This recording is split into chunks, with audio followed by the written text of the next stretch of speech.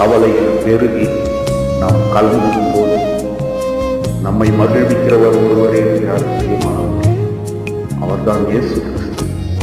இன்றே அவர் அன்பை வாங்கும் கர்த்தருடைய அளவில்லாத அபிஷேகத்தை அன்பையை பெற்றுக்கொள்ளும்.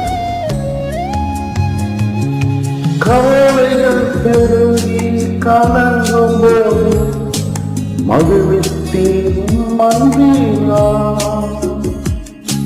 கவலைகள் பெருகி கலங்கும் போது மகிழ்வித்தீரும் அன்பினா,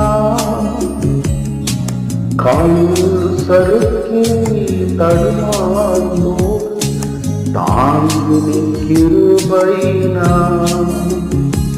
என் கால்கள் சறுக்கி தடுமாறும் தாங்கு கிருபையினா.